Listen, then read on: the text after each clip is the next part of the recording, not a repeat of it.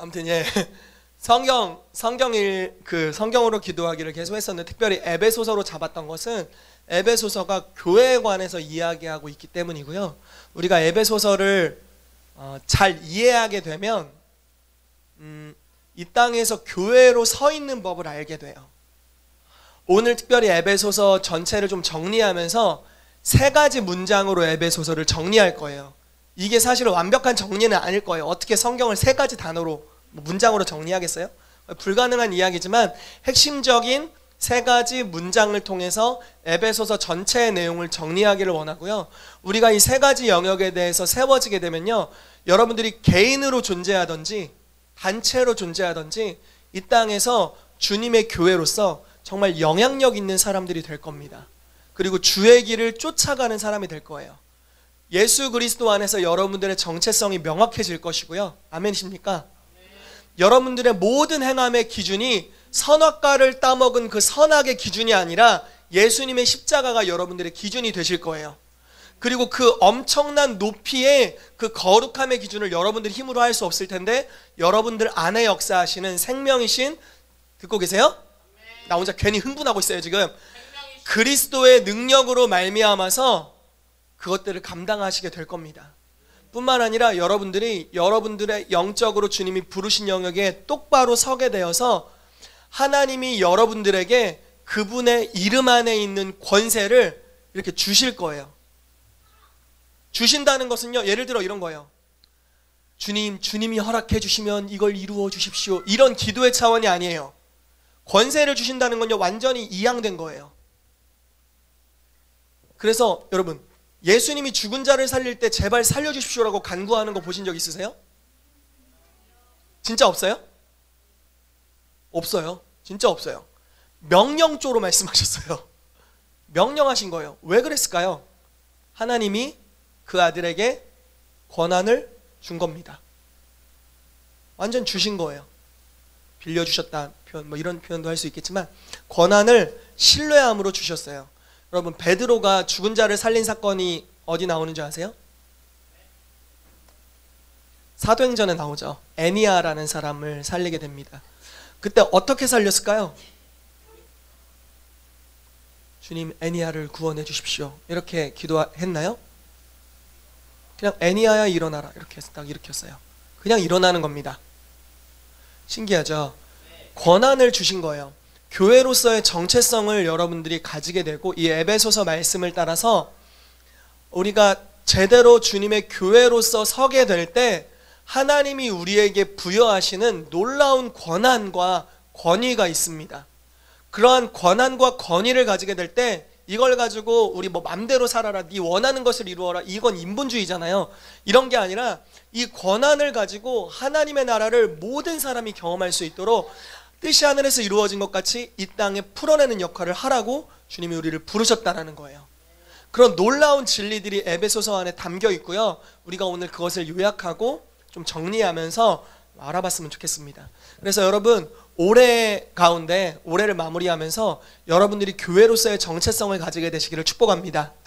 특별히 에베소서를 선정했던 이유는요, 이 교회가 글쎄요, 지금은 지각도 하고 눈도 부어있고 얼굴도 빨갛고 이렇지만 제가 믿기로는 이 교회는 앞으로 계속적으로 교회를 개척하는 교회가 될 겁니다. 여러분들은요, 수많은 영적인 자녀들을 낳는 순풍산부인과가 되실 거예요. 할렐루야, 할렐루야. 예전에 중문교회 이제 어렸을 때 자주 갔거든요. 가가지고 철야 기도도 참여하고 새벽 예배도 참여하고 막 그랬었는데, 거기 표어가 이렇게 써 있었어요. 전도 못하면 애라도 낳자. 그게 진짜 한 3m짜리로 플랜카드로 싹 걸려 있었어요. 엄청 보면서 은혜 받았어요. 아, 진짜 전도 못하면 애라도 낳아야겠다. 할렐루야. 그래서 내년엔 전도를 하든지 애를 낳든지, 할렐루야, 둘 다 하든지. 전도를 많이 하려나요?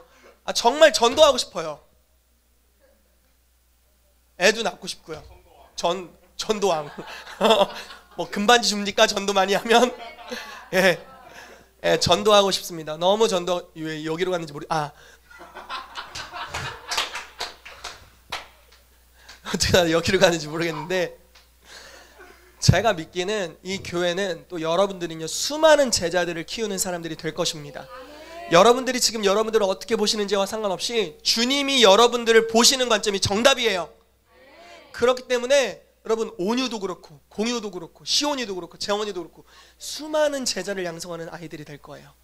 아멘. 어렸을 때부터 자녀를 낳고 이 뭔 소리야? 영적인 자녀를 낳고 어린 시절부터 제자를 양육하고 정말 초자연적인 사역자가 되어서 사역을 풀어내고 이런 일들이 있을 겁니다. 하나교회 음성듣기 스쿨을 짧게 하러 갔어요. 활성화만 시키러 3강의 정도를 했는데 강의 원래 준비했던 내용이 있는 강의를 다 뺐어요. 왜냐하면 옛날에 다 들었던 내용들이라서 그냥 예언을 가능한 프로페셔널하게 할 수 있도록 훈련하는 영역만 막 훈련하고 왔어요. 막 돌렸어요. 그런데 어떤 일이 벌어졌냐면 4살, 5살짜리 아이들이 예언을 해요. 진짜 깜짝 놀랐어요. 담임 목사님께서 아이를 붙잡고 너는 몸을 움직이는 걸 좋아하지? 이러면서 지식의 말씀을 말씀하시고 예언을 막 하시더라고요. 그러면서 아이들이 막 언어 막 영분별은 되는데 말이 잘 안 나와. 그래서 이렇게 하면서 이러면서 영분별은 분명히 된 거였는데 이렇게 말이 잘 안 나오더라고요. 그래서 그 말로 떠듬떠듬하면서 목사님을 예언하고 사모님을 예언하고 거기 집사님들을 예언하고 이러면서 이런 모습을 보면서 너무 좋았어요. 아 진짜 활성화 되는구나. 진짜 모든 성도가 사역자구나. 여러분 여러분들이 꼭 하실 일이 있어요. 제가 해야 될 일이 있고요. 아이들이 할 수 있는 일이 있어요. 일해가 할 수 있는 일이 있어요. 각자가 할 수 있는 일이 다 달라요. 영역이 다른 거죠. 모두가 사역자가 되도록 부르심을 받았다라는 겁니다. 그래서 여러분들이 제자화할 수 있는 사람들이 있습니다. 우리 모두가 필요해요. 여러분 모두가 사역자로 세워져서 일찍 오시기를 축복합니다. 할렐루야. 자 진행해 보도록 하겠습니다. 결론이 아주 아름답습니다. 빨리 오기 프로젝트. 자 에베소서 오늘 정리하도록 하겠습니다. 2015년 12월 27일 킹스 주빌리 처치. 자 에베소서를 3가지로 정리할 수 있습니다. 첫 번째 앉으라입니다. 같이 읽어볼까요? 그리스도 안에서 시작. 그리스도 안에서의 신자의 지위. 아멘. 자 앉으라라는 겁니다. 앉는 거 뭡니까? 진짜 앉는 겁니다. 여러분들이 하고 계신 게 지금 앉아 계신 거죠. 1장 1절부터 3장 21절까지 이걸 앉으라라는 단어로 표현할 수 있고요. 4장 1절부터 6장 9절까지를 행하라로 표현할 수 있습니다. 같이 읽어봅시다. 시작. 세상 속에서의 신자의 생활. 네, 좋습니다. 자, 세 번째는 대적하라 또는 서라라고 서라. 거기 서라 이게 아니라 서다. 거기서 이게 아니라 이게 서다. 이런 섬이. 예. 고마워요. 아주 고맙습니다. 원수에 대한 신자의 태도를 이야기하고 있어요. 6장 10절부터 24절까지 말씀입니다. 자, 하나씩 정리해 보도록 하겠습니다. 앉으라. 성경 구절을 한번 같이 큰 소리로 좀 읽어볼까요? 에베소 2장 4절부터 7절까지입니다. 읽읍시다. 시작. 긍휼이 풍성하신 하나님이 그리스도와 함께 살리셨고 너희가 은혜로 구원을 받은 것이라. 또 함께 일으키사 그리스도 예수 안에서 함께 하늘에 앉히시니 이는 그리스도 예수 안에서 우리에게 자비하심으로써 그 은혜의 지극히 풍성함을 오는 여러 세대에 나타내려 하심이라. 아멘. 여기 이렇게 제가 진한 글씨로 해놓은 게 있습니다. 그리스도 예수 안에서 함께 하늘에 앉히시니. 여러분 에베소서 1장 초반을 한번 나중에 자세히 읽어보세요. 그러면요 거의 다 창세 전에 복 주셨다, 줬다, 예정하셨다, 복 주셨다, 뭐 이런 구절이 계속 나와요. 지금 이 말씀도요 그리스도 예수 안에서 함께 하늘에 앉히셨다, 과거 완료형으로 되어 있어요. 이미 이루어져 있는 사건으로 되어 있는 겁니다. 여러분 그리스도인의 삶은요 행위로부터 무언가를 쟁취하는 게 아니에요.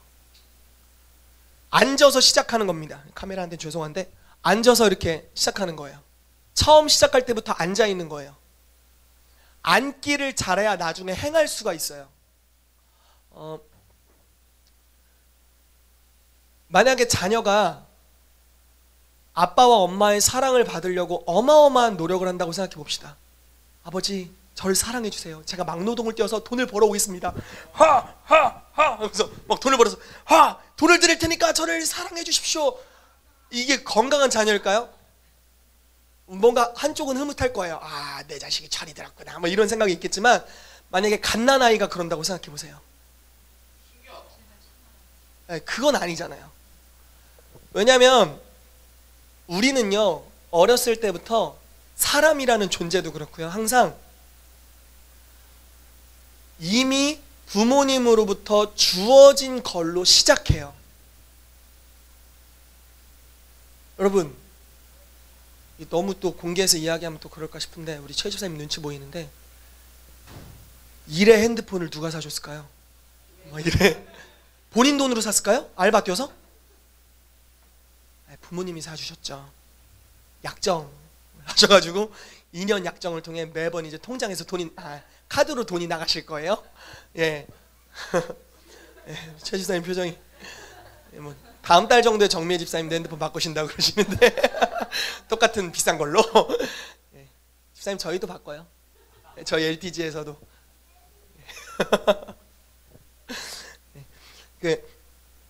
부모님이 가진 걸로부터 처음 시작하는 거죠.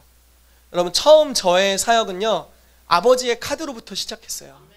예, 아버지의 카드를 가져와서 저의 안에 있는 그 목양의 마음을, 제가 돈이 없으니까 아버지의 카드를 근본으로 해서 긁기 시작했죠. 얘들아, 너희를 사랑해. 아버지의 이름으로 먹어. 얘들아, 감자탕 먹으러 가자. 너희를 사랑해. 먹어. 하면서 긁기 시작했어요. 가진 것이 없으니까 아버지의 것으로부터 시작하는 거죠. 뭐 재밌으라고 하는 이야기이긴 한데 실제 실화이기도 하고요. 스펄전 시대에 이런 사람이 있었대요. 이것도 많이 이야기한 거지만, 어느 한 노인의 집에 갔는데 그 여자분의 삶이 굉장히 가난하고 힘들었는데요, 그 여자분의 아버지가 써준 액자가 그 유언장이 하나 있었던 거죠. 그래서 그 유언장을 잘 보관하고 있는데, 한 목사님께서 그 가정에 신방을 가셨다가 그 유언장이 너무 독특해 보이고 고급스러워 보여서 그 유언장을, 액자를 떼서 본 거예요. 유언장의 내용을 읽어 내려갔더니 내 딸을 너무나 사랑한다 라는 내용이었던 거죠. 그런데 이분은 아버지가 돌아가시고 나서 굉장히 어렵고 힘들게 지냈던 거예요. 굉장히 어려운 삶의 시간들을 보냈던 거죠. 그리고 유언장이 뭔가 독특해가지고 액자를 빼서 유언장을 뒤집어 봤대요. 그랬더니 여기 이미 다 아니까 예언적으로 이럴 수가 나오죠. 뒤에 뭐라고 써 있었냐면 유산상속증이라고 써 있었던 거예요. 그러니까 이분은 부모님이 이루어 놓은 것에 기반해서 앉아서 시작할 수 있었어요. 그런데 그거를 알지 못함으로 인해서 스스로 노력함으로, 처음부터 행함으로 시작했던 거죠. 여러분, 아담이 몇째 날에 태어났죠? 아담과 하와가? 여섯째 날? 그러면 아담에게 첫째 날은 며칠입니까? 7일째라고 볼 수 있을 것 같아요. 한번 볼게요. 하나님은 세상에 언제부터 일하셨죠? 물론 태초전부터 일하셨지만 1일째부터 일하셨죠. 하나님 계속 일하셨어요. 1일부터 여섯째 날까지 일하셨어요. 그리고 7째 날 쉬셨어요. 사람은요, 여섯째 날 창조되고 첫날 뭐 했을까요? 쉬었어요. 어디서 쉬었습니까? 하나님이 만들어 놓은, 아버지 하나님이 수고한 모든 것에 기반해서 쉬면서 첫째 날을 시작했어요. 하나님과 함께 안식하고 쉰 거죠. 하나님이 준 거를 그냥 받은 거예요. 그냥 다 누린 거예요. 아버지의 사랑을 받고, 아버지가 나를 아들이라고 불러주면 자녀의 권세를 누리며 받고, 나를 이 땅에 왕으로 세워주신 것에 대해서 왕의 권위를 누리면서 받고, 모든 것을 받음으로 시작했어요. 쟁취해서 시작한 게 아니에요. 막 도전정신으로 시작하지 않았어요. 그냥 거저주시는 사랑을 충분히 받음으로 시작했어요. 여러분들의 인생도 동일하다는 겁니다. 태초 전부터 그리스도 안에서 여러분들에게 복 주시려고 예정하셨고, 또 이미 복을 주셨대요. 여러분, 십자가의 사건이 언제 일어났습니까? 대략 겁내지 마시고 말씀해 보세요. 약 2000년 전에 일어났죠? 왜 다 아시면서 대답을 안 하세요? 왜 저를 혼자 두세요? 같이 하면 좋겠어요. 그 깨알 같은 잔소리. 예, 예, 지각하지 마시고요. 꽂히면 계속 얘기하게 돼가지고. 자, 뭔 얘기하다가 또 여기까지 갔지? 아, 십자가가 2000년 전의 사건이죠. 그런데요, 우리가 믿을 때 그 2000년 전의 사건이 우리 가운데 연합돼요. 그러니까 지금 이해하고 멋있다고 하는 겁니까? 우리가 믿으면요, 나는 지금 믿었는데 그게 과거 완료형이 다 돼버려요. 지금 이해하고 막 쓰시는 거 맞아요? 예를 들어서 나는 자녀된 행위가 지금 전혀 나타나고 있지 않아요. 성도로서 거룩할 성자잖아요. 성이 거룩한 성도로서의 삶이 아직 나타나지 않아요. 그냥 단지 믿었어요. 아주 초신자예요. 그런데 영적인 영역 안에서는 나는 이미 예수 그리스도 안에서 정과 욕심이 이미 죽었어요. 죽일 필요가 없는 자, 이미 죽은 자, 또 완전히 의로 부활된 자예요. 그러니까 행함으로 아무것도 하지 못한 상태인데 존재로서는 완전한 자예요. 이게 정말 이해가 됐으면 좋겠어요. 되게 이론적으로 여겨질 수도 있는데요, 아직 여러분들은 자녀의 행위가 다 나타나지 않을 수 있어요. 때로는 정죄를 받고, 자녀는 정죄받지 않잖아요. 때로는 정죄를 받고, 때로는 수치심을 느끼고, 뭐 여러 가지가 있을 수 있겠죠. 때로는 자녀로서의 권세를 당당하게 풀어내지 못하고, 아직 자녀다운 삶의 모습이 아닐 수가 있어요. 그런데 행위로 쟁취하는 신분이 아니에요. 이미 자녀인 거예요. 이미 그리스도께서 이루신 것으로부터 시작하는 거죠. 그거를 성경에서 앉아있다라고 표현하는 거예요. 어디 앉아있냐면요, 하늘에 앉아있다. 그리스도 예수 안에서 함께 하늘에 앉아있다라고 말하고 있어요. 여러분들의 지금 위치가 하늘에 있어요. 그리고 지금 신분이요, 예수 그리스도와 동일한 신분이세요. 믿으십니까? 여러분들은 하나님의 자녀입니다. 아멘. 어느 정도 수준의 자녀냐면요, 예수 그리스도 수준의 자녀예요. 만약에 누군가 여러분들의 가치를 비난한다면 그것은 여러분들을 비난하는 것이 아니라 여러분들 안에 계신 예수 그리스도를 비난하고 비방하는 거예요. 왜 아브라함에게 주님께서 너를 축복하는 자에게 복을 주고 너를 저주하는 자를 저주한다고 했을까요? 아브라함은 하나님 짤이었어요. 아브라함의 값어치는 하나님만의 값어치예요. 만약에 여러분들이 여러분들 스스로를 정죄한다면 하나님을 정죄해야 하는 거예요. 우린 그럴 능력이 없죠. 우리가 만약에 형제를 정죄하면 예수님을 정죄하고 있는 거예요. 바울이 믿는 성도들을 박해했어요. 분명히 바울은 예수님을 박해한 적이 없어요. 믿는 성도를 박해했어요. 그런데 예수님께서 바울에게 네가 어찌하여 나를 핍박하느냐라고 말씀하셨어요. 왜냐하면 성도는 예수님의 가치를 가지고 있는 자였기 때문에 그렇습니다. 여러분들의 능력으로 이루어진 게 아니에요. 그분이 십자가에서 모든 값을 다 지불했어요. 그분의 지불한 것, 그분의 모든 수고를 하신 것. 예수님께서 이렇게 말씀하셨죠. 아버지가 일하심에 내가 일한다. 예수님은 이 땅에 오셔서 계속 수고하셨어요. 그분은 계속 일하셨어요. 누구를 위해 일했냐면요, 여러분들을 위해 일했어요. 그리고 이 땅에 떠나가실 때 마지막 말씀이 이제 나의 일을 다 이루었다라고 선언하셨어요. 우리는, 그리스도인은 그 십자가에 다 이룬 사건으로부터 시작하는 거예요. 우리가 처음에 교회 오면 무슨 소식을 듣습니까? 복음을 듣죠. 그 복음의 소식이라는 것은 예수 그리스도께서 우리를 위해서 십자가에서 죽으셨다라는 겁니다. 우리의 죄를 위해 죽으셨고요, 우리의 의롭다 하심을 위해 부활하셨어요. 아멘이십니까? 이 두 가지 진리가 다 필요합니다. 예수님은요, 여러분들의 죄 때문에 죽으셨어요. 그래서 여러분, 그분의 죽으심을 높이기를 원한다면 여러분들을 정죄하지 마십시오. 아멘. 그리고 여러분들이 주님의 부활을 높이기를 원한다면요, 여러분들이 의인이라는 사실에 대해 감사하시기를 축복합니다. 죄를 위해 죽으셨고요, 여러분들의 의롭다 하심을 위해 부활하셨다고 로마서 말씀에, 어제 읽었지만 로마서 말씀에 기록이 되어 있어요. 의롭다 하심을 위해 살아나셨어요. 그 기본 위에서 세워져 가시기를 축복합니다.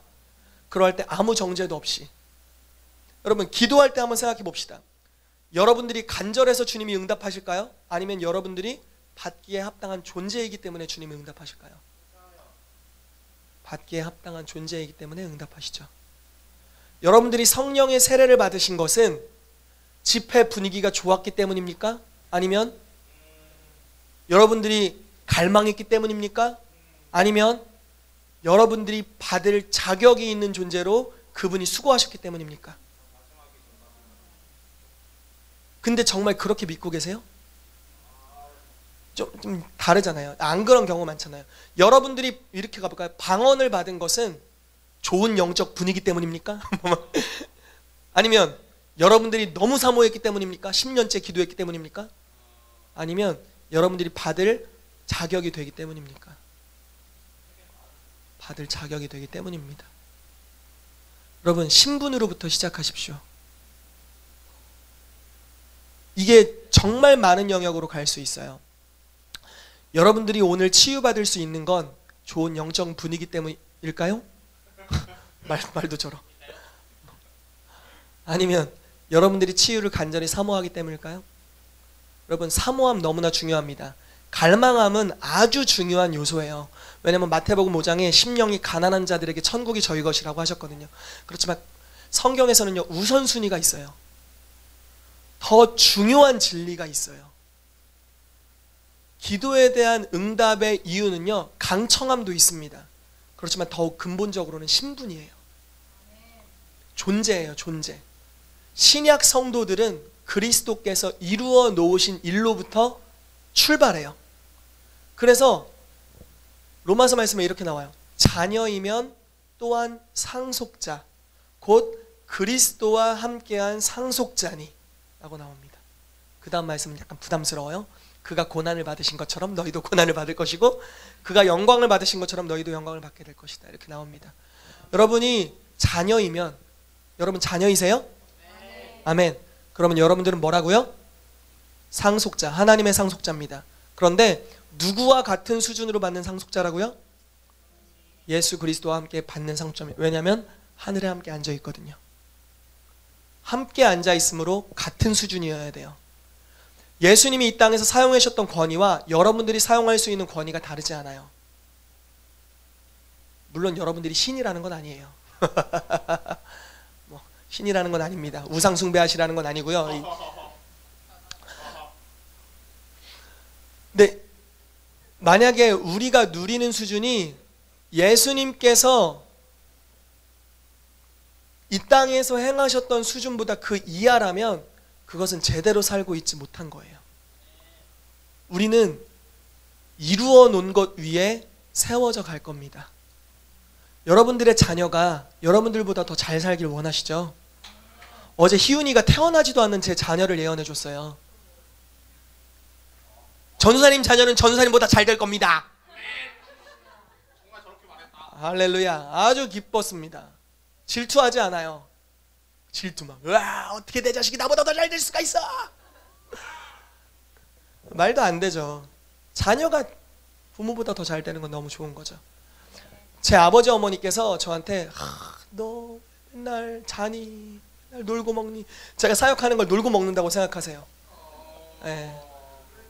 안타까운 일이죠. 계속 그러시길래 제가 그랬어요. 아빠 제가 아빠보다 잘 됐으면 좋겠어요? 진지하게 딱 물어봤어요. 그랬더니 그럼 잘 됐으면 좋겠지. 바로 말씀하시면서 잠 좀 그만 자라고 또 막 그러시고 막 놀지 말라고 그러셨는데 부모의 마음이에요. 걱정스럽고 물론 부모님이 볼 때 자녀는 허점투성이죠. 숨길 수가 없는 허점이 있죠. 그런데 항상 더 잘 되기를 원하고요. 그 기반이 되어주기를 원해요. 때로는 우리의 육신의 부모님은 기반이 되어주는데 한계가 있어요. 그런데 하나님 아버지는 한계가 없어요. 그분은 다 하실 수 있고 감사한 것은요. 이미 다 주셨대요. 때로는 우리의 기도 제목이요. 주신 것, 이미 준 거를 달라고 뗐을 때가 있어요. 이건 달라고 할 게 아니거든요. 달라고 할 게 아니라 뭐냐면요. 지혜와 계시의 영이 우리 가운데 임함으로 인해서 주신 것을 볼 수 있게 되어야 돼요. 그러면 소유하게 될 거예요. 그게 에베소서 1장 17절에서 23절의 말씀입니다. 여러분, 그리스도와 함께 앉음으로 시작하게 되시기를 축복합니다. 아멘. 할렐루야. 좋습니다. 두 번째, 행하라. 이제부터 좀 행함이 나옵니다. 에베소서 4장 1절에서 3절 말씀 같이 읽겠습니다. 시작. 자, 죄송해요. 다시 한번 에베소 4장 1절부터 3절 위에 거 읽어주세요. 다시 읽겠습니다. 시작.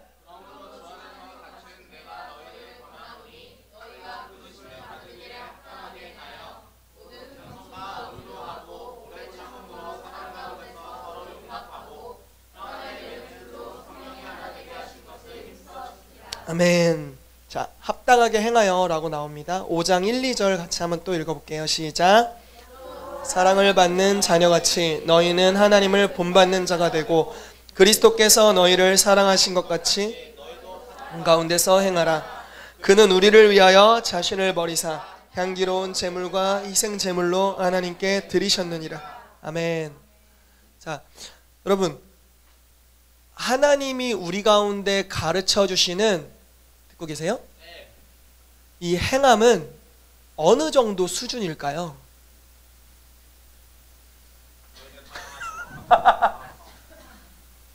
어느 수준을 말씀하시는 행함일까요? 100%? 네. 네, 그렇죠. 하나님을 본받는 자가 되래요.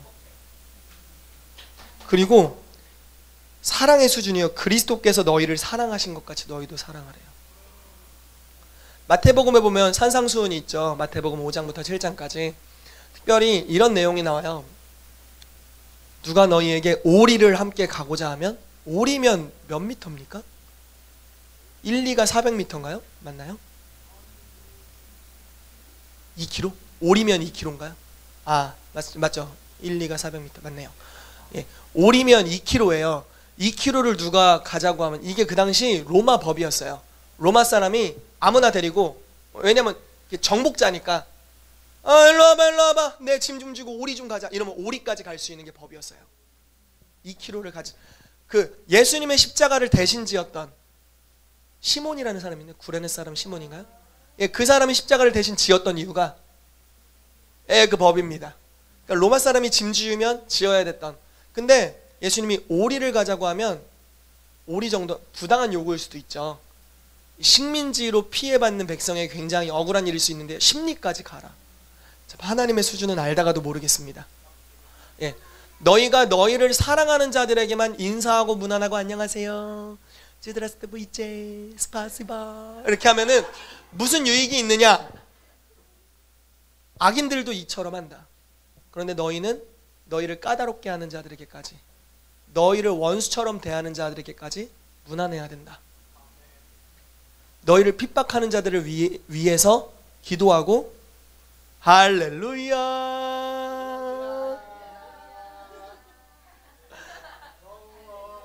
예, 앞서 지각에 대한 한 몇십 분의 설교가 있었지만 우리 간사님께는 안 하도록 하겠습니다.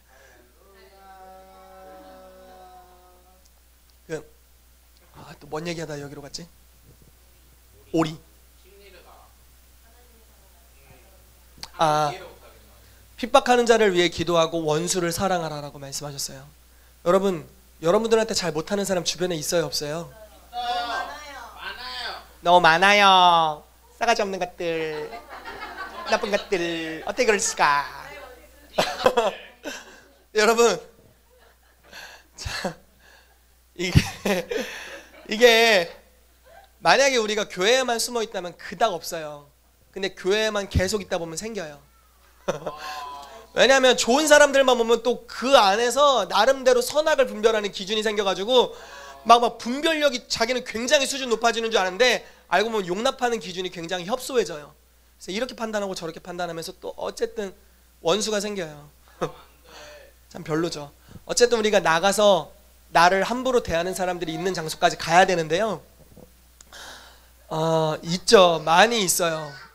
근데 그 사람들에게 쉽지 않아요. 진짜 쉽지 않아요. 군대에서 쉽지 않잖아요. 직장에서 쉽지 않고 어렵지만 그거를 주님께서 하라고 하시고요. 그 기준을 이렇게 말씀하세요. 하나님이 완전하심 같이 너희도 완전하라.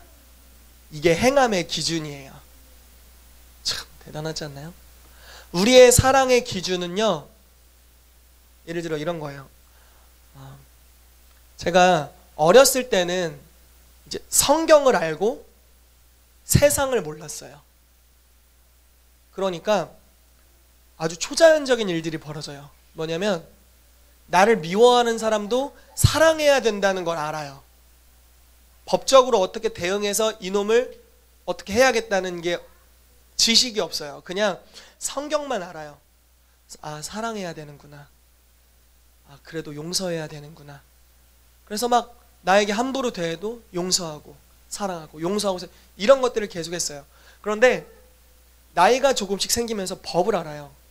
세상에서 자기에게 불이하게 대하는 사람을 어떻게 처벌해야 될지에 대한 법들이 있어요. 그리고 이미 그렇게 선행적으로 하는 사람들이 있어요. 그리고 그렇게 하는 기준들을 봐요. 세상이 세운 선을 행할 대상과 악을 행할 대상에 기준이 명확하게 세워져 있는 게 있어요. 그걸 보면서 저도 어느 순간 물들어가더라고요. 기준이 십자가의 기준이 아니라 선악과의 기준이 되어가는 거예요. 이게 되게 별로예요. 기분 나빠요. 때묻는 것 같아. 이게 돌이켜져야 되는 것 같아요. 세상은요, 선악과를 먹었어요. 선악과를 먹었다는 것은 선악을 분별하는데 자의적으로 분별하기 시작하는 거예요. 동성애는 악하지 않대요. 어머나 민망해라. 또 뭐가 있을까요? 여러 가지 죄가 괜찮대요. 그냥 괜찮아. 요즘 다 그래. 괜찮아. 등 토닥이면서. 기준이 그게 아니잖아요. 그런데 그냥 기준을 거기까지로 긋는 거예요. 너에게 악하게 하는 사람이 있니? 그러면 경찰에 신고하고 보험을 많이 들어놓고 합의금을 세게 때려라. 뭐 이런 거. 이런 걸 이제 가르치잖아요. 근데 성경에서 이야기하는 기준은요, 하나님의 완전하신 같이 완전해야 되고요, 예수 그리스도께서 십자가에서 행하신 기준같이 우리가 사랑하도록 우리가 부르심을 받았어요. 그 이야기를 좀 들은 적이 있는데요. 독일 그 2차 세계대전 때 독일인들이 유대인들을 학살하는 일들을 했잖아요. 이름이 정확하게 생각이 안 나요. 어느 한 여자분이었는데요. 되게 나중에 유명한 유태인 크리스찬, 특별히 용서에 대한 메시지를 전하는 크리스찬이 됐는데요. 그분이 하루는 이제 독일에 가서, 이제 2차 세계대전 끝난 이후에 유대인으로서 독일에 가서 우리가 당신들을 용서합니다 라는 용서의 메시지를 전했고요. 우리 서로 용서합시다. 그리스도께서 우리를 용서하심 같이 라는 메시지를, 감동적인 메시지죠. 자기가 유대인, 특별히 그 홀로코스트를 당했던 그 수용소에 갇혀 있었던 사람이었으니까 굉장히 그런 이제 메시지였어요. 그래서 삶의 메시지를 이렇게 전했습니다. 그리고 나서 끝나고 모두 이렇게 허깅하고 악수하면서 이제 집에 가는 거였어요. 그런데 이렇게 말씀을 전하고 이제 예를 들어 출입문 앞으로 가서 이제 당신을 용서합니다, 사랑합니다 하고 계속 허깅을 해주고 있는데 저쪽에 낯익은 남자의 얼굴이 보여요. 그 사람이 독일 장교였는데 자기 어머니와 자기 언니가 그 사람한테, 좀 심하게 말할게요, 강간을 당하다가 또 괴롭힘을 당하다가 엄마는 지쳐서 죽었고 언니는 자살을 했어요. 근데 자기까지 범하려는 거를 이제 언니와 엄마가 막아서서 이렇게 된 거였죠. 그 사람이 저기 있는데 용서에 대한 메시지를 전했고 그 메시지를 실제로 살아야 되는 순간인 거예요. 악수하고 허깅하고 자기의 피해를 받은, 피해를 준 당사자가 없을 때는 그걸 이렇게 할 수 있었어요. 그런데 그 아주 주체적인 사람이 나타났을 때 갈등이 되는 거예요. 이제 3사람 남았고 2사람 남았고 이럴 때 마음이 막 미치려고 하는 겁니다. 주님, 용서할 수 없습니다. 주님, 용서할 수 없습니다. 용서할 수 없습니다. 계속 이렇게 이야기하고 있는데 주님이 용서해라, 용서해라, 용서해라 하시다가 마지막엔 주님도 급하셨는지 명령이다, 용서해라! 그렇게 세게 말씀하셔서 그런데 용서합니다! 하고서 용서를 선택하고, 감정적으로 아직 용서되지 않았는데 용서를 의지적으로 선택하고, 내가 바로 그때 그 사람입니다, 저를 기억합니까? 하면서 내가 당신을 용서한다고, 내 어머니와 내 언니에게 했던 당신의 죄를 용서한다고 하고 안아주었다고 합니다. 용서, 너무 힘든 기준이죠. 용서할 수 없는 사람을 용서하라고 하는 건데 기준이 너무나 엄청납니다. 이거 어떻게 할 수 있을까요? 그런데요, 주님께서 우리를 하나님 수준이 되기를 원하세요. 아멘이십니까? 새로운 차원의 사랑을 가르치길 원하세요. 요즘 저의 고민이 있어요. 오늘도 뭐 지각하는 거 이야기하면서 잔소리를 많이 했지만 여러분들이 그렇게 피드백을 해주시잖아요. 전도사님 제자라서 그래요. 근데 할 말이 없었어요. 간신히 시간을 지키며 살아가고 있는데 진짜 할 말이 딱 명확하게 없어요. 속 들어가는 거죠. 회개하는 마음이 있어요. 실제이기 때문에, 이게 정말 실제이기 때문에 그런데요. 근데 또 한 가지가 있어요. 요즘 좀 굉장히 안타깝고 갈등이 되고 마음을 심란하게 하는 것이 사랑이 부족하구나, 내가 너무 사랑이 없구나, 그냥 목양, 은사 이렇게 그냥 치부하기에는 너무 그 사랑, 그 끈끈함이라고 해야 될까요? 뭐 이렇게 찰진 느낌 있잖아요. 교제를 하면 뭔가 끈끈하고 찰지고 뭔가 찰떡이 늘어나서 떨어지지 않는 것 같은 느낌 있잖아요. 그 관계 가운데 쫙 붙으면 막 떨어지지 않고 막 집에 가서도 생각나고 막 이런 거 있잖아요. 막 지금 헤어졌는데 또 만나고 싶고, 3시간 통화했는데 만나서 중요한 얘기 또 하고, 또 헤어지면 또 통화하고 막 이런 끈끈함 있잖아요. 그런 게 너무 없는 거를 제 스스로 느끼는 거예요. 그러면서 우리 안에서도 심지어 끈끈한 분들도 점점 끈끈하지 않아지는 게 아닌가. 진짜 정말 마음의 한쪽 부분에서 깊은 기도가 이렇게 우러나오고 있는 부분이에요. 어제 소망자매가 아프다고 해가지고 저희 이제 CPC 모임 끝난 다음에 밤늦게 이제 소망자매 집에 놀러 갔어요. 아프다고 했는데 놀러 갔어요. 기도해달라고 했는데 수다 한 1시간 정도 떨다가 30초 기도해줬나? 그리고 좀 좋아졌다고 하더라고요. 감사했는데 얘기를 하다가 이런 이야기가 나왔어요. 올해 송구영신 예배 때 말씀 카드 뽑나요? 뭐 이런 얘기를 한 거예요. 그러면서 서로 그때 무슨 말씀 카드를 뽑았나 이야기하다가 제가 올해 무슨 말씀 카드를 뽑았는지 아세요? 내 이웃을 내 몸같이 사랑하라. 근데 이런 적이 있었대요. 그 두 분이 교회, 어떤 이제 옛날에 다녔던 교회에서 목사님께서 이제 대표로 먼저 이렇게 위엄과 영광을 갖추고 말씀 카드를 이제 목사님이 딱 뽑으셨대요. 근데 그 말씀이 11조를 해라, 하지 않으면 뭐 어떻고, 하면은 이런 축복이 있다, 이런 약속 있잖아요. 그런데 갑자기 이걸 뽑고 나서 목사님의 얼굴이 심각해지셨대요. 심각해지더니 갑자기 웃으면서 하나님이 나보고 11조를 하라고 하시네요, 하하 하면서 들어가셨대요. 알고 봤더니 목사님이 11조를 안 하고 계셨대요. 레마를 뽑으신 거예요. 근데 저도 좀 레마를 뽑은 것 같아서 사랑이 정말 강건했으면 좋겠다. 내가 그리스도 안에서 좀 자기방어적인 이런 거나, 그러니까 몸이 피곤하고 뭐 할 일이 있고 하니까, 뭐 아까 희윤이도 막 이야기를 했는데 전사님은 숫기가 없어서 목적을 가지고만 사람을 만나요 이렇게 얘기했는데 굉장히 찔렸어요. 이해되세요? 우리 전사님은 숫기가 없어요. 그래서 목적이 있어야만 사람을 만나요. 이게 그 찰진 느낌과 너무 다르지 않습니까?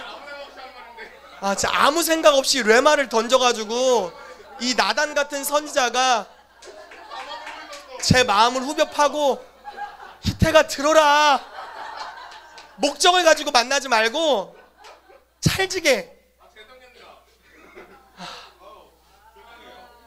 저의 숙제입니다. 여러분, 서로 사랑합시다.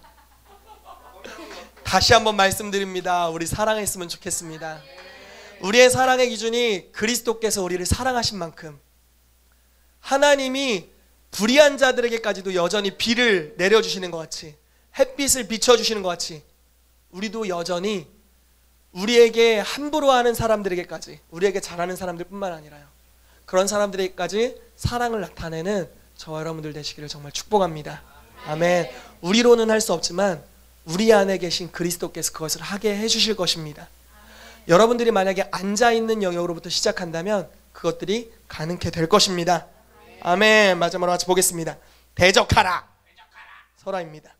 자, 에베소서 6장 10절에서 17절 말씀 우리 같이 큰 소리로 읽겠습니다. 시작.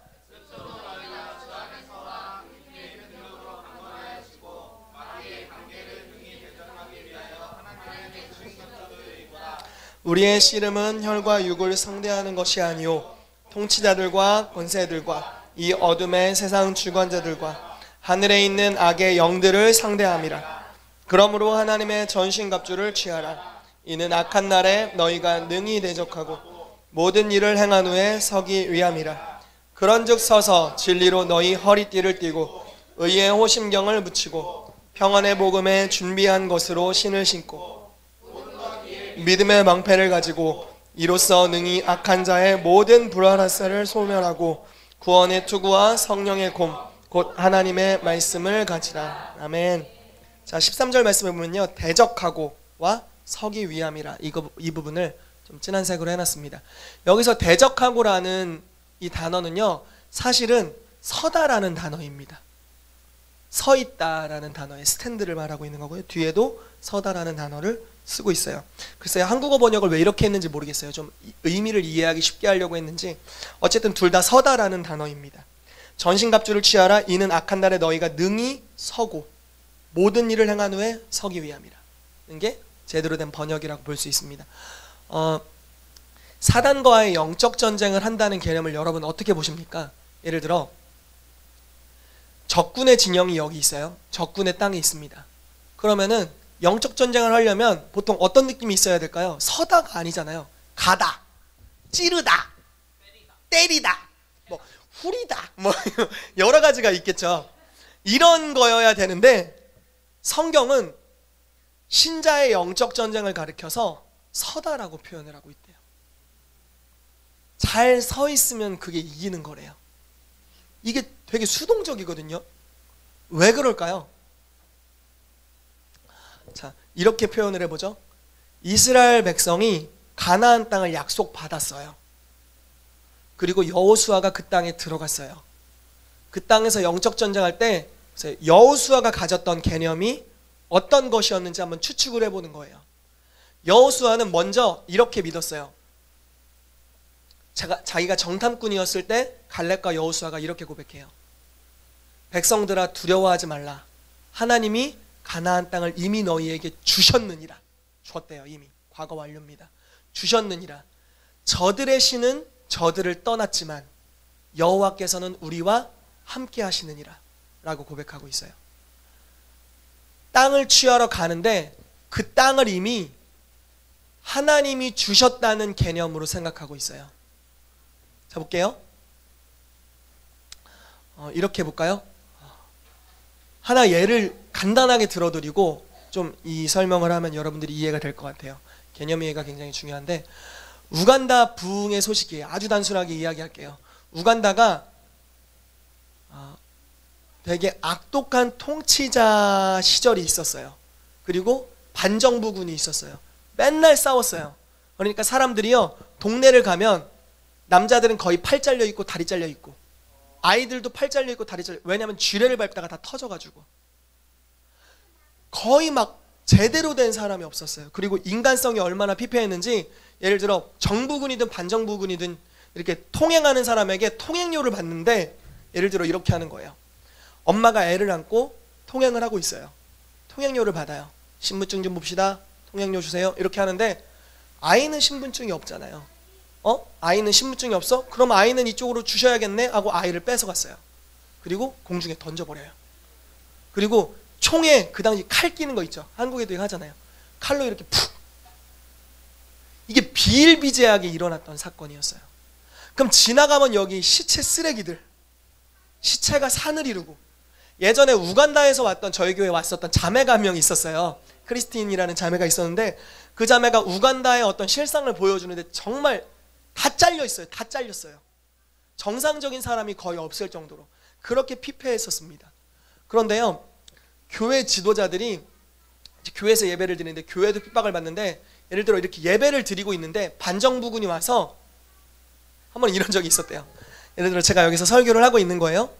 근데 갑자기 모든 성도들이 벌떡 일어나더니, 예배 시간에 동시에 벌떡 일어나더니 강대상으로 막 달려오는 거예요. 여기는 이제 달려올 만한 거리는 아니고 한번 뛰면 그냥 바로 여기인데 막 달려오는 거예요. 달려오더니 목사님을 확 덮치더래요. 다. 알고 봤더니 뒤에서 반정부군이 와서 총을 쏘고 있었던 거예요. 그러니까 그래서 살아남은 목회자가 나중에 막 간증하는 이야기 뭐 이런 게 있더라고요. 굉장히 피폐했었던 거죠. 그런데 목사님들이 주님, 이 땅에도 과연 소망이 있을까요? 하면서 절망 중에 기도하기 시작했어요. 그런데 교회에서 기도하면 또 총으로 난사하니까 연합해서 늪지대로 갔답니다. 늪지대에서 몸을 이렇게까지 담그고 이렇게 뻐끔뻐끔하면서 이렇게 기도를 하기 시작한 거예요. 주님, 이 나라를 구원해 주십시오라고 계속 연합해서 중보를 하기 시작한 겁니다.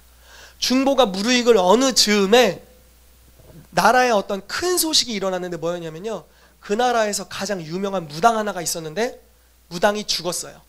죽었는데 죽은 특징이 굉장히 괴상해요. 무당이 불타서 죽었어요. 그런데요, 무당이 잠을 자고 있었던 침대에 불탄 흔적이 없어요. 그 집에도 불탄 흔적이 없어요. 그냥 그 사람만 불타서 죽었어요. 근데 놀라웠던 사건은요, 그 이후에 그 나라의 영적 기류가 바뀌었어요.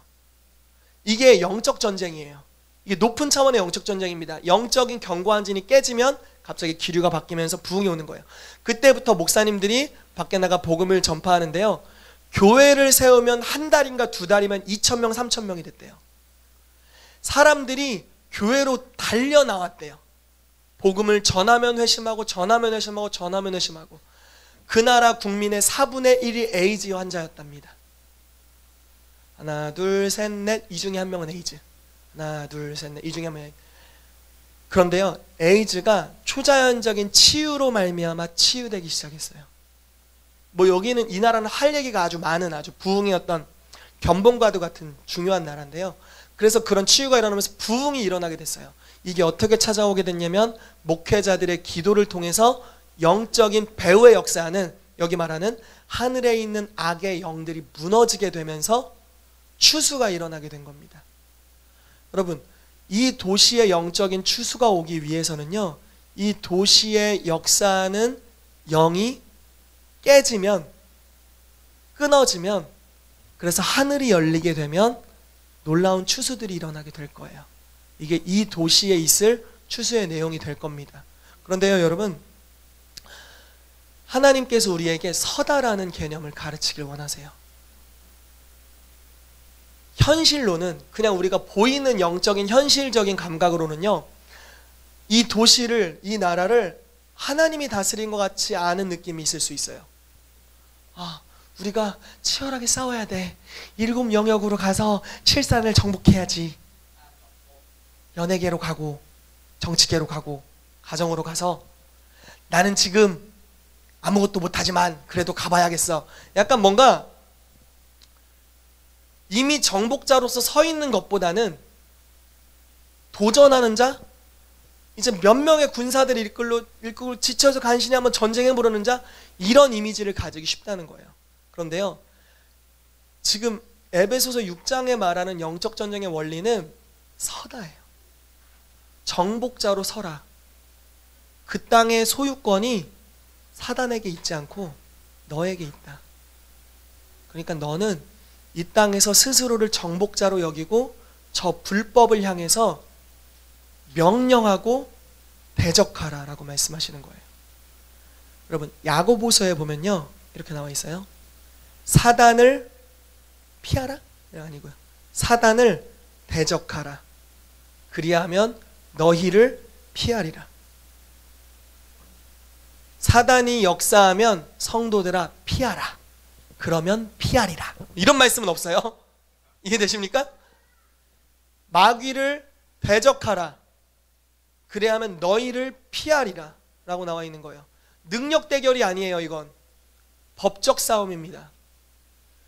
저와 여러분은요, 이 땅에 대해 합당한 상속을 받은 자로 이곳에 서 있는 거예요. 아멘. 만약에 여러분들의 가정에 영적 전쟁이 필요하다고 생각해 봅시다. 가정에 여러 문제가 있어요. 영적 전쟁이 필요해요. 그건 그 사람의 죄도 있지만 죄의 배후에 역사하는 영이 있는 거예요. 영이 끊어지면 그 사람의 변화가 일어나기 시작해요. 영을 끊어버려야 돼요. 그래서 우리의 싸움은 혈과 육에 대한 것이 아니라 영적 전쟁입니다. 영을 끊어야 되는데 내가 막 정복자가 아닌 도전자의 위치로 가는 게 아니에요. 이미 정복자예요. 이 가정에 대한 주도권이 믿는 자에게 있어요. 그래서 나는 그 어둠의 영을 향해서, 이건 사단의 진영이 아니에요. 우리 가정은 처음부터 사단의 진영이 아니에요. 하나님의 것이에요.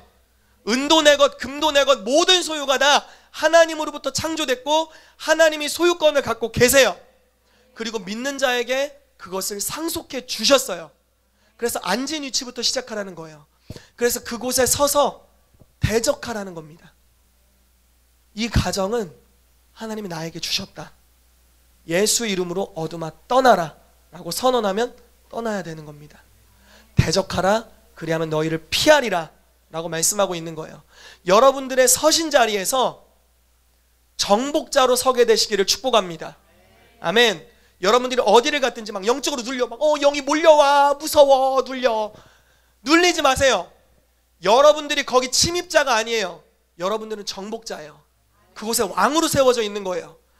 지금 이 기류를 어지럽히는 영들이 침입자입니다. 그들을 향해 기류가 무서우니 너희는 피하라, 이런 전략을 성경에서 한 번도 이야기한 적이 없습니다. 엘리야는요, 혼자 갔는데 다 이겼어요. 예전에 제가 보문산에 보건소 약 뿌리러 간 적이 있거든요. 약 뿌리는 거 아세요? 방역 약 뿌리러 갔어요. 그 공익근무 요원할 때. 거기 불상이 정말 많거든요.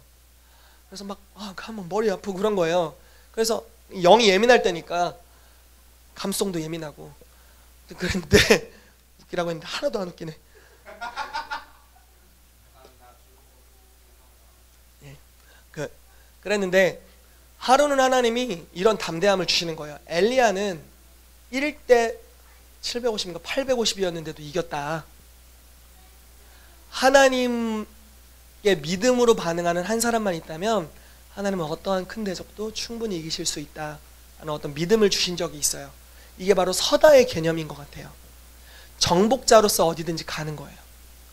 여러분들의 가정에 아직 구원받지 못한 사람이 있다면 그 배후에 고린도 후서 말씀에 예수 그리스도의 복음의 영광의 광채가 비치지 못하게 하려고 혼미케 하는 영이 역사하는 거예요. 그럼 그 영을 축사해야 돼요. 그런데 그 영이 어떤 식으로 축사되면 우리가 적병인 것 같이 공격하는 게 아니에요. 뭐 예를 들어 내 아빠는, 내 엄마는 하나님의 것이다, 그리고 나에게 속했다, 너에게 속하지 않았다고 정복자로서 소유권을 명확하게 선언하고 시작하는 전쟁이에요. 그러니까 시작부터 승리할 거야가 아니라 이미 승리자로서 승리를 가지는 싸움이에요. 이해되십니까? 아직 승리 못했는데 앞으로 승리할 거야, 이게 아니에요. 이미 여러분들은 승리자예요. 아멘. 로마서 8장 말씀에 이긴 자보다 더 나은 자라고 말씀하고 있어요. 여러분들이 이미 이긴 자입니다. 이미 승리자로서 시작하는 거예요. 그래서 승리자의 정체성을 가지고 승리를 실제로 쟁취하러 가는 겁니다. 아멘. 아멘. 여러분, 예수님께서 여전히 왕이세요. 모든 사람이 예수님을 왕으로 섬기고 있지 않은 이때에도 그분은 여전히 왕이세요. 그리고 교회를 통해, 영적 전쟁을 통해서 그분의 왕이신 것을 드러내실 겁니다. 그리고 실제로 왕으로 재림하실 거예요. 동일합니다.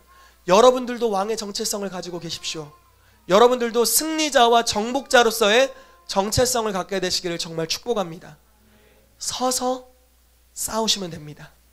자, 정리하겠습니다. 정체성, 그리스도께서 이미 이루어 놓으신 것 위에 앉으십시오. 아멘. 받으려고 노력하지 마세요. 이미 주신 것을 깨달으려 하세요. 지혜와 계시의 영을 구하십시오. 그럼 이미 내가 무엇을 받았는지 알게 되고, 알면 믿게 되고, 믿으면 받게 됩니다. 그 받은 것, 이미 그분이 다 이루신 것 위에 시작하게 되시기를 축복합니다. 아담이 6일째 태어나서 7일째 안식일로 시작했고 하나님의 모든 수고 위에서 그의 삶을 시작했던 것 같이 그리스도인의 삶이 예수님께서 테텔레스타이 내가 다 이루었다라고 말씀하신 그 선언으로부터 시작된 것 같이 저와 여러분들의 삶도 주님이 이루신 것 위에 시작하게 되시기를 축복합니다. 또한 우리의 사랑의 기준은 선악과의 기준, 나의 기준, 세상의 기준이 아니라 예수님의 십자가의 기준이 되시기를 축복하고 하나님의 완전하심 같이 완전함으로 나아가게 되시기를 축복합니다. 베드로후서 2장 말씀에 기록된 것 같이 하나님의 성품, 신의 성품에 참여하게 되시기를 정말 축복합니다. 마지막으로 여러분 서게 되시기를 축복합니다. 정복자로서 서셔서 여러분들의 싸움을 싸우시고 승리자로서 합당한 전리품을 취하게 되시기를 축복합니다. 그러한 교회 되시기를 축복하겠습니다. 우리 같이 기도하겠습니다.